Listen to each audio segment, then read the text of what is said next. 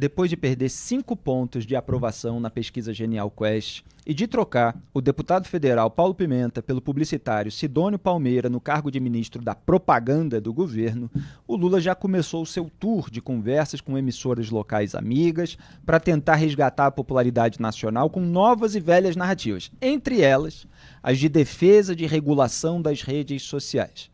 Então a Bahia, como vocês viram, estado governado pelo PT há 17 anos e com 6 das 10 cidades mais violentas do Brasil, foi a primeira parada virtual do presidente nessa quinta-feira, 6 de fevereiro.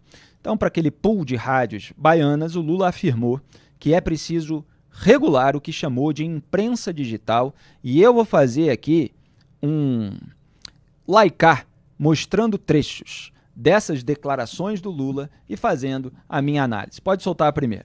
Extremamente à vontade, posso dizer para você, é que nós precisamos regular, sabe, esta chamada imprensa digital. Isso. Não é possível que numa imprensa escrita, numa televisão, sabe, normal, o cidadão falou uma bobagem, ele é punido. Tem lei para isso. E no digital não tem lei, os caras acham que pode fazer o que quiser, provocar, xingar, sabe, incentivar a morte, incentivar a promiscuidade das pessoas, e não tem nada para punir. Bom, você sabe quando tem uma turma chapa branca em volta, quando o Lula fala tem que regular a imprensa digital e todo mundo fala isso. Na verdade, o Lula quer regular a imprensa digital porque não consegue, regular entre aspas, né? Porque não consegue controlar boa parte dela com aqueles mecanismos historicamente utilizados para controlar o restante da imprensa.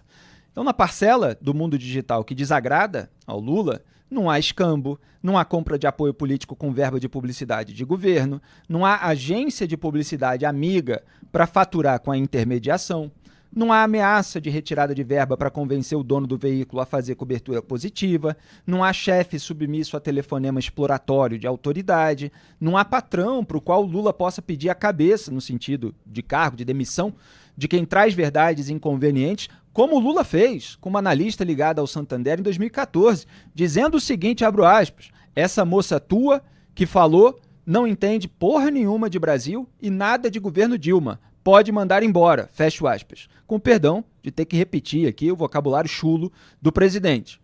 Numa imprensa escrita, numa televisão, sabe, normal, para usar a palavra que o Lula usou, há tudo isso, como sabe qualquer jornalista que não se curvou ao poder.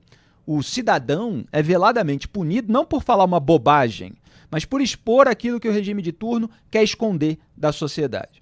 E, curiosamente, a agência do Sidônio Palmeira, esse novo chefe da SECOM, Secretaria de Comunicação Social da Presidência, que a gente chama de ministro da propaganda, a agência dele, Layout, recebeu do governo da Bahia 301 milhões de reais em pagamentos nos últimos 5 anos, nas gestões do governador Jerônimo Rodrigues e do seu antecessor e atual ministro da Casa Civil do governo Lula, Rui Costa, ambos do PT, de acordo com reportagem recente no UOL. Empresas como essas repassam parte do valor recebido a veículos de comunicação, como pagamento pela exibição da publicidade institucional do governo produzida por elas, pelas agências. E o Ministério Público da Bahia, olha só, já moveu uma ação civil na Justiça Baiana contra a Layout por suspeitas de fraudes na execução desses contratos. E o processo só foi encerrado porque a agência do Sidônio fechou acordo para pagar uma multa de R$306 mil e implementar políticas de ética e compliance. E é curioso, e não deixa de ser cômico também, que o presidente responsável pelo governo do Baticu da Saúde e da dança erótica da educação acuse o cidadão de incentivar promiscuidade das pessoas. Também durante a entrevista, o Lula afirmou que não é possível que o cidadão ache que ele pode interferir na cultura da China, da Rússia, da Venezuela. Vamos assistir a esse trecho bastante emblemático e ilustrativo. Pode soltar.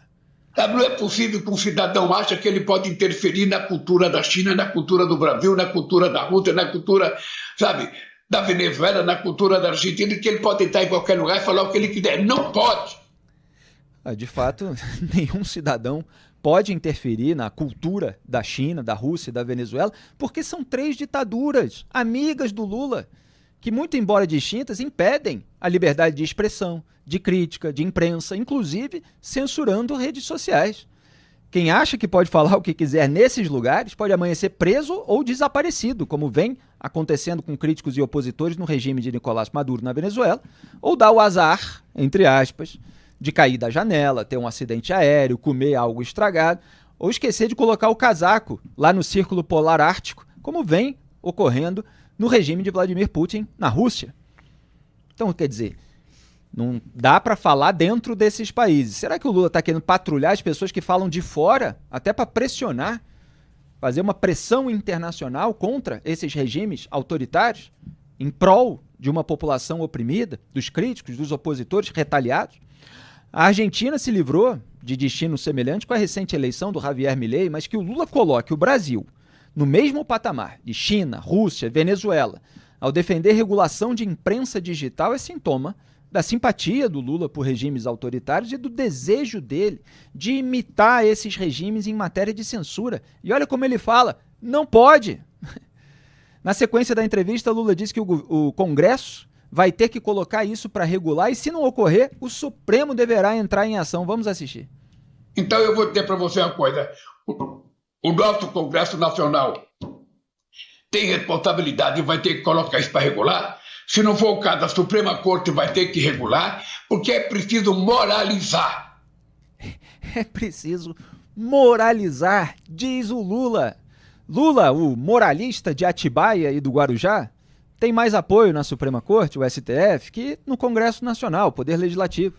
E defende abertamente, como vocês acabaram de ver, que o poder amigo invada a competência do poder não tão amigo assim, para impor à população a vontade dele, Lula. E ele ainda se diz defensor da democracia, que pressupõe a separação e a independência entre os poderes. E ainda nessa conversa, que eles chamam de entrevista, o petista afirmou que a liberdade de expressão não é as pessoas utilizarem esses meios de comunicação para canalice. Pode soltar esse trecho, produção. Todo mundo tem direito à liberdade de expressão, mas a liberdade de expressão não é as pessoas utilizarem esses meios de comunicação para canalice, para fazer provocação, para mentir, todo santo dia. Na verdade, as mentiras, provocações e canalices existentes nas redes sociais e que vêm, em parte, do governo, de aliados e de emissoras amigas, não só deles, claro, mas vem deles também, já estão sendo minimizadas com ferramentas menos drásticas que a censura, como as notas de comunidade no X. Para o Lula, no entanto, mentir é o quê? É desagradar o governo. O que não só veículos de imprensa digital como o antagonista fazem, expondo e analisando os fatos como eles são, e eu me refiro a desagradar o governo, desagradar com a verdade, mas as notas de comunidade acabam fazendo também, ao embutir nas publicações originais as informações de contexto e correção, incluindo os links auxiliares para aquelas verdades que são omitidas. As redes sociais, portanto, se tornaram duplamente incômodas para o Lula. Elas dão voz e alcance a seus críticos e opositores para que reajam em cadeia às ações e narrativas governistas e ainda frustram a sua propaganda. Segundo Lula, as mentiras ainda bagunçam o mercado como um todo. Vamos acompanhar essa fala também. Então não é possível, porque isso bagunça a economia, isso bagunça o varejo, isso bagunça o mercado como um todo. Quem bagunça a economia, como a gente falou no começo desse programa, é um governo incapaz de cortar gastos, como o do Lula, e que, em vez de fazer o dever de casa para corrigir os rumos, atribui a culpa pela alta do dólar a fake news de contas irrelevantes de redes sociais, como se os agentes do mercado se guiassem por elas para definir suas expectativas. Ou seja, o Lula repete e amplia essa estratégia adotada recentemente, usando a própria mentira para emplacar o seu projeto de controle. Na conclusão da fala dele, o petista afirmou que a regulação é necessária para que haja seriedade. Vamos assistir. É preciso que haja seriedade. Então, Mário, eu sou daqueles que defendem a regulação. Eu repito pela enésima vez, a culpa é do Lula, ele coloca em quem quiser. Duda Teixeira. Bom, é chocante esses trechos que você selecionou. Bom, a gente sempre soube que o Lula sempre quis regular as comunicações, ele sempre se incomodou com críticas, mas essas afirmações dele mostram que ele está muito incomodado, né? E que está ali numa ânsia de realmente querer controlar e botar o STF e o Congresso para fazer a vontade dele, né? Impedir realmente que qualquer crítica apareça. Ele faz ali uma divisão, né? Fala da imprensa digital e a outra imprensa. A gente sabe que hoje, no Brasil e no mundo, essa divisão já não é assim tão clara. Nós aqui somos um veículo que nasceu na internet, hoje a gente aparece na BMC, né, num canal de televisão. Os antigos canais tradicionais hoje têm os seus sites, então tudo se mistura, mas claramente o que mais tem incomodado o Lula, ou o que tem incomodado o Lula é a imprensa digital, né? Ele coloca, isso, então está falando da gente aqui, de mais alguns outros, e fala ali que como é que pode essa gente não ter não ter lei nenhuma, né? O que é falso, né? Quem está na internet sabe que tem mais lei hoje regulando a atividade da comunicação na internet do que fora dela, né? Tem o Marco Civil da Internet, tem a Lei Geral de Proteção de Dados e tem a legislação normal que vale tanto para o online quanto para o mundo offline, né? Fora da internet. Então, e tem o Alexandre de Moraes, que é uma lei à parte. A lei que sai da cabeça dele a qualquer momento, né?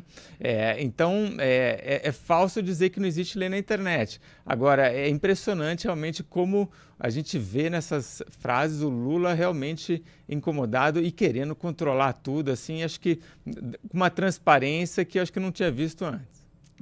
Ele está vociferando, ele está sentido, ele está ressentido, ele continua buscando a sua vingança contra aquelas pessoas que ousam apontar aquilo que ele não quer que o eleitorado saiba.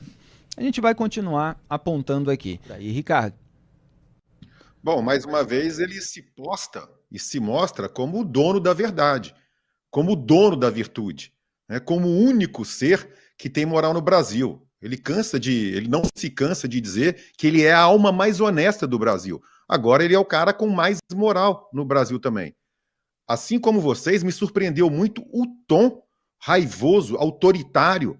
Não que ele não tenha agido assim anteriormente, mas ele tinha arrefecido um pouco nesse sentido e voltou com tudo.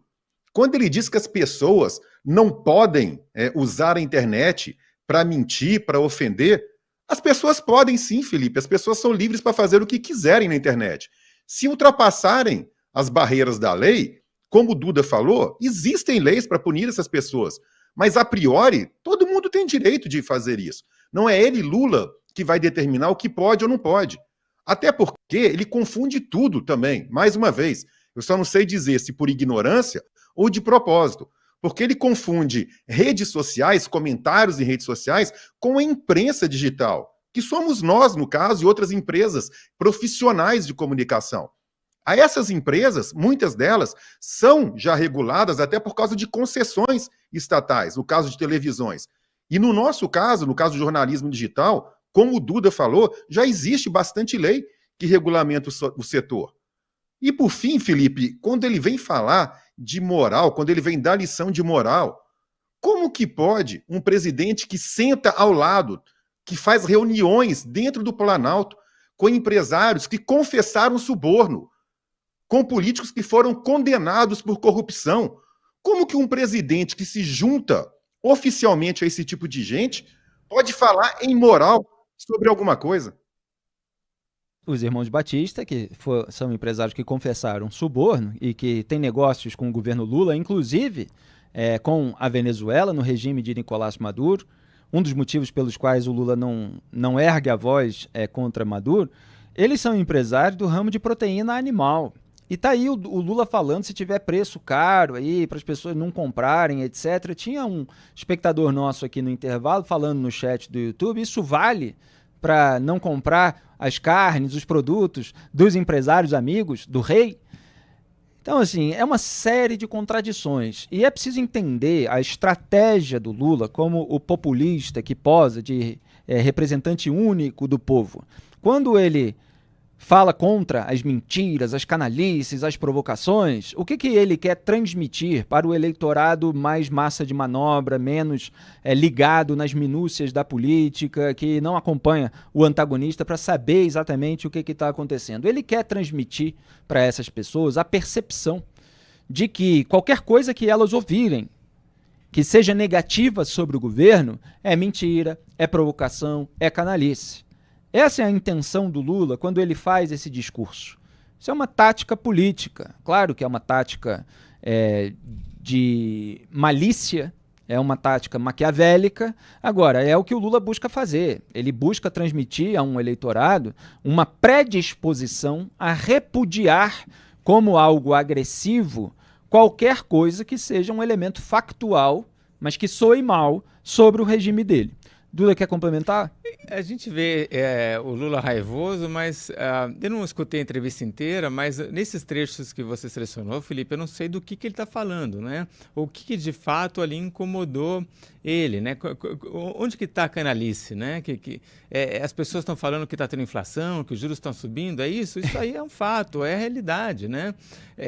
Canalice é você, numa situação em que está tendo inflação, virar para as pessoas e falar assim, não compra o produto que está mais caro, né? Fica sem comprar, espera baixar porque vai apodrecer. Isso é canalice. Quando você tem uma responsabilidade sobre a gestão da economia, como o governo federal tem. O Duda tocou num ponto importante, que o Lula não especifica. Ele fala simplesmente com narrativas bastante genéricas. Aquilo que ele diz que está acontecendo e que é muito feio, que é muito bobo, que é muito chato, ele não entra nos detalhes. Aliás, em relação aos detalhes, por exemplo, das investigações de Força-Tarefa Anticorrupção, não só da Lava Jato, mas teve outros, o Lula também não entra no detalhe quando é sobre ele ou quando é sobre os petistas. Ele simplesmente diz que é uma mentira que inventaram, uma grande mentira, etc. Claro que ele não vai entrar no detalhe, senão ele vai ter que reconhecer os milhões de reais que ele recebeu de empreiteiras do Petrolão. Porque recebeu, porque você teve a quebra de sigilo da empresa de palestras dele, a Luiz Inácio Lula da Silva Lils, né, que vem com as iniciais dele, e do Instituto Lula. Então, era dado para o Instituto Lula como doação, era dado para as empresas de palestra como remuneração por palestras em que ele falava de combate à fome. Agora, é um fato que ele recebeu esse dinheiro. É um fato. Assim como é um fato que a OAS e a Odebrecht eram as construtoras responsáveis pelo triplex do Guarujá, pelo sítio de Atibaia. São elementos objetivos, factuais, históricos, nenhuma decisão de cúpula do Poder Judiciário, amiga do presidente, disposta a varrer a sujeira para debaixo do tapete, vai apagar a história dos fatos que aconteceram. Uma questão é se um tribunal, numa composição de ocasião, decide se algo foi criminoso ou se não foi. Outra coisa é a história dos fatos. E aqui a gente vai sempre mostrar a história dos fatos, porque só num regime autoritário que a decisão judicial passa a ser a história dos fatos. Os fatos independem da decisão judicial. Então, se você testemunhou alguém cometendo um crime contra outra pessoa e depois o juiz decidiu que aquela pessoa que cometeu o crime, que você viu ela cometendo, ela não deve ser punida porque houve um problema processual, porque alguém fez isso ou aquilo, você não vai apagar da sua memória o crime que você viu acontecer, ou pelo menos o ato, o episódio, porque aquilo é o elemento objetivo. E aqui a gente não vai apagar essa história também.